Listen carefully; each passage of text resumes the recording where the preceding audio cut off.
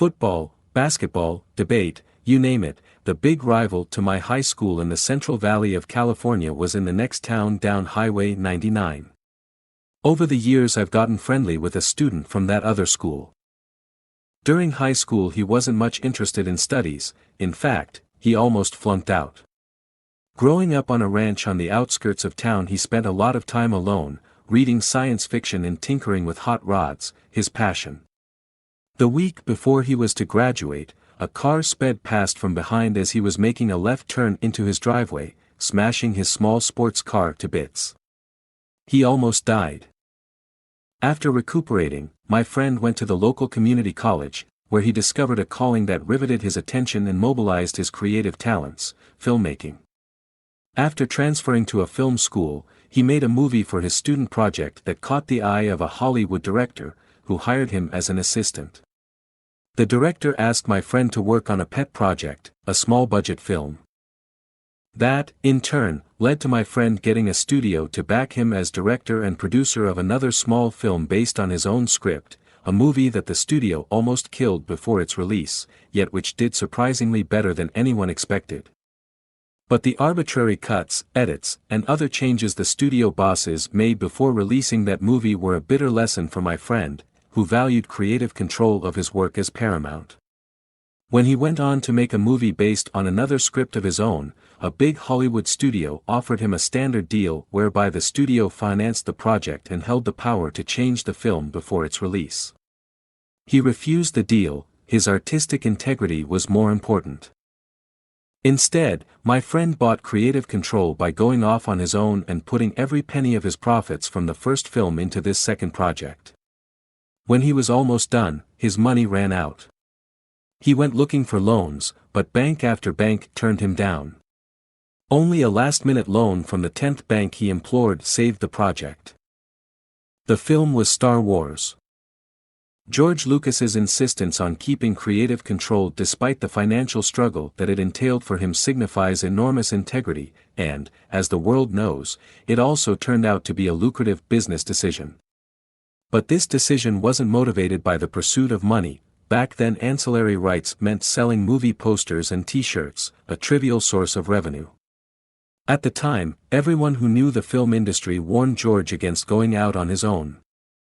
Such a decision requires immense confidence in one's own guiding values. What allows people to have such a strong inner compass, a north star that steers them through life according to the dictates of their deepest values and purposes? Self-awareness, particularly accuracy in decoding the internal cues of our body's murmurs, holds the key.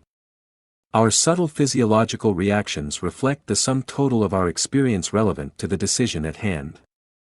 The decision rules derived from our life experiences reside in subcortical neural networks that gather, store, and apply algorithms from every event in our lives, creating our inner rudder. The brain harbors our deepest sense of purpose and meaning in these subcortical regions, areas connected poorly to the verbal areas of the neocortex, but richly to the gut. We know our values by first getting a visceral sense of what feels right and what does not, then articulating those feelings for ourselves. Self-awareness, then, represents an essential focus, one that attunes us to the subtle murmurs within that can help guide our way through life. And, as we shall see, this inner radar holds the key to managing what we do, and just as important, what we don't do. This internal control mechanism makes all the difference between a life well lived and one that falters. She's happy and she knows it. The scientific test for self-awareness in animals is, in theory, simple: put a mark on their face, show them a mirror, and observe whether their actions indicate they realize that the face with the mark over there reflects their own. Actually, doing such a test for self-awareness in elephants is not so simple. For starters, you need to build an elephant-proof mirror. Try an 8-foot by 8-foot acrylic reflecting surface glued to plywood supported by steel framing, and bolted to the concrete wall of an elephant enclosure. That's what researchers did at the Bronx Zoo, where Happy, a 34-year-old Asian elephant, lives with her two hulking friends, Maxine and Patty. The researchers let the elephants get used to the mirrors for a few days. Then they put a large white X on the head of one or another of the elephants to see if she would realize she had a mark there, an indication of self-recognition. There's a further complication when it comes to testing elephants. They groom themselves by taking mud baths and spraying dust all over themselves with their trunks. That adds a fair amount of debris to their skin, upping the odds that what we humans think of as a prominent mark might be trivial, just more of the usual detritus, to an elephant. And, indeed, Maxine and Patty paid no attention to their X. But the day Happy got the big white X on her head, she went over to the mirror and spent 10 seconds looking at herself, then walked off, rather like humans when we glance in the mirror before going out to start our day. She then repeatedly felt around the X with the sensitive tip of her trunk, signifying self-awareness. Only a highly select few in the animal kingdom have passed this test, including some varieties of apes and chimps, and dolphins, in an aquatic adaptation of the test. These species, like elephants, are among the handful of animals whose brains harbor a class of neurons some neuroscientists believe are uniquely essential for self-awareness. Named for their discoverer, Konstantin van Economo, and called VNs for short, these spindle-shaped neurons can be double the size of most brain cells and have fewer branches, though much longer ones, connecting to other cells. Their size and spindle-like shape give VENs a unique advantage over other neurons.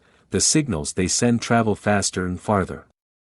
And their main locations in areas that connect the executive brain to the emotional centers position them as personal radar. These areas light up when we see our reflection in the mirror. Neuroscientists see them as part of the brain's circuitry for our sense of self at every level, of this is me, of how I feel now, and of our personal identity. The brain's map of the body.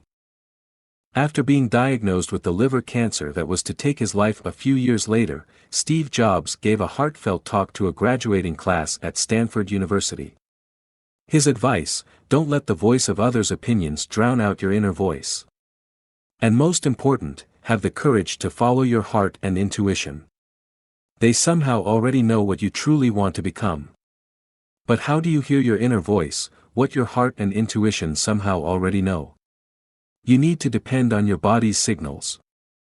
You may have seen the rather bizarre image of a body as mapped by the somatosensory cortex, which tracks the sensations registered by various areas of our skin. This critter has a tiny head but huge lips and tongue, teeny arms but giant fingers, all reflecting the relative sensitivity of nerves in various body parts.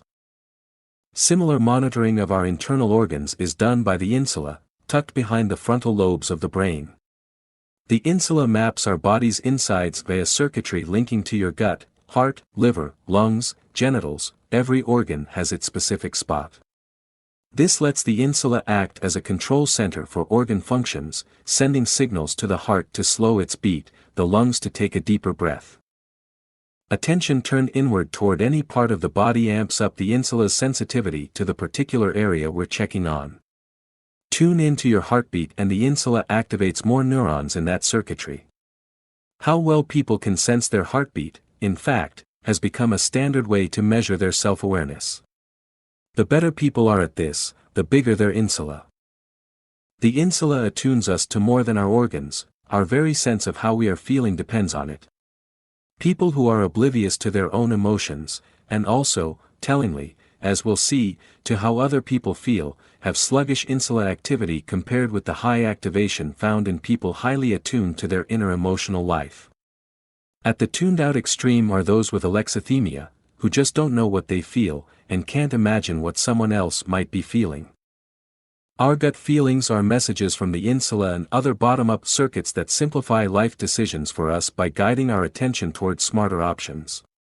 The better we are at reading these messages, the better our intuition. Take that tug you might sometimes feel when you suspect you're forgetting something important just as you're leaving on a big trip. A marathon runner tells me of a time she was on her way to a race 400 miles away. She felt that tug, and ignored it. But as she continued on down the freeway, it kept coming back, then she realized what was tugging at her. She had forgotten her shoes. A stop at a mall that was just about to close saved the day. But her new shoes were a different brand from the ones she normally wore. As she told me, I have never been more sore. Somatic marker is neuroscientist Antonio Damasio's term for the sensations in our body that tell us when a choice feels wrong or right. This bottom-up circuitry telegraphs its conclusions through our gut feelings, often long before the top-down circuits come to a more reasoned conclusion. The ventromedial prefrontal area, a key part of this circuitry, guides our decision-making when we face life's most complex decisions, like who to marry or whether to buy a house. Such choices can't be made by a cold, rational analysis. Instead, we do better to simulate what it would feel like to choose A versus B. This brain area operates as that inner rudder.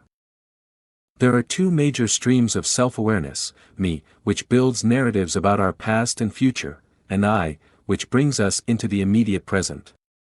The me, as we've seen, links together what we experience across time. The I, in stark contrast, exists only in the raw experience of our immediate moment. The I, our most intimate sense of ourself, reflects the piecemeal sum of our sensory impressions, particularly our body states. I, builds from our brain system for mapping the body via the insula. Such internal signals are our inner guides, helping us at many levels, from living a life in keeping with our guiding values to remembering our running shoes. As a veteran performer at Cirque du Soleil told me, for their grueling routine Cirque performers strive for what she called perfect practice, where the laws of physical motion and rules of biomechanics come together with timing, angles, and speed, so you get more perfect more of the time, you're never perfect all of the time. And how do the performers know when they're nearing perfection? It's the feeling.